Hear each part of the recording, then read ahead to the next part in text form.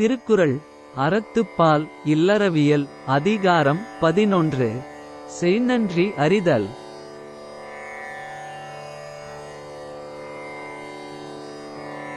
செய்யாமல் செய்த உதவிக்கு வையகமும் வானகமும் ஆற்றல் அரிது.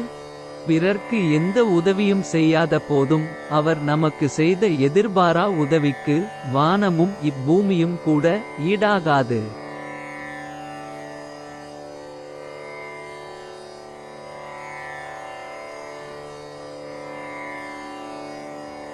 காலத்தினால் செய்த நன்றி சிறிதெனினும் ஞாலத்தின் மான பெரிது.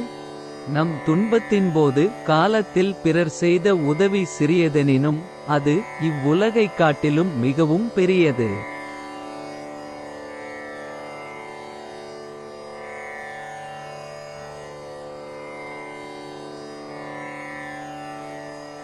பயன் தூக்கார் செய்த உதவி நயன் தூக்கின் நன்மை கடலின் பெரிது. பயனை எதிர்பாராமல் அன்பின் பொருட்டு பிறர் செய்யும் உதவியின் பயனால் வரும் நன்மையை ஆராய்ந்தால் அது கடலினும் பெரியதாகும்.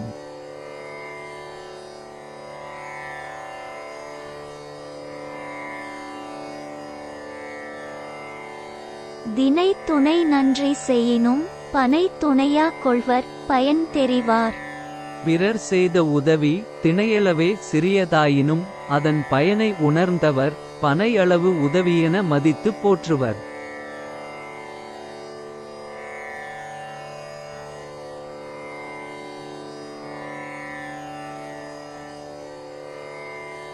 உதவி வரைத்தன்று உதவி உதவி செய்யப்பட்டார் சால்பின் வரைத்து.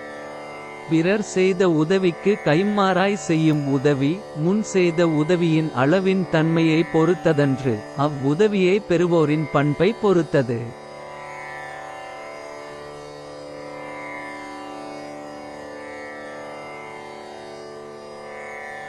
மறவட்க மாசற்றார் கேண்மை துறவட்க துன்பத்துள் துப்பாயார் நட்பு. குற்றமற்றவர் நட்பை ஒருபோதும் மறத்தல் கூடாது. அத்துடன் துன்பத்தில் உதவியவர் நட்பையும் கைவிடுதல் கூடாது.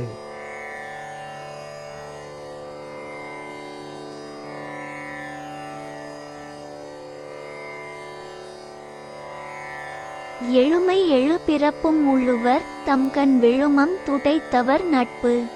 துன்பத்தை போக்கிட உதவியவரின் நட்புறவை சான்றோர்கள் தம் எழு பிறப்பிலும் நினைவில் வைத்து போற்றுவர்.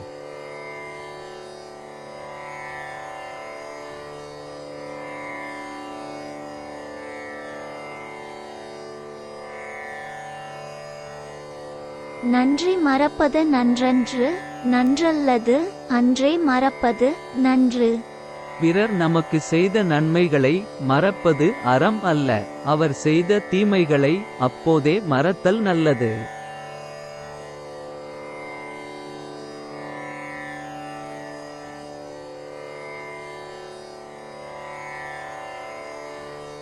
கொன்றன்ன இன்னா செய்யினும் அவர் செய்த ஒன்று நன்று உள்ள கெடும்.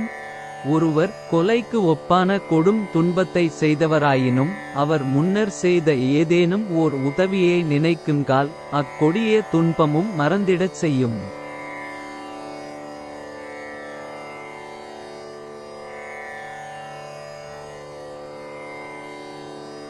என்னன்றி கொன்றார்க்கும் உய்வுண்டாம் உய்வில்லை செய்நன்றி கொன்ற மகட்கு.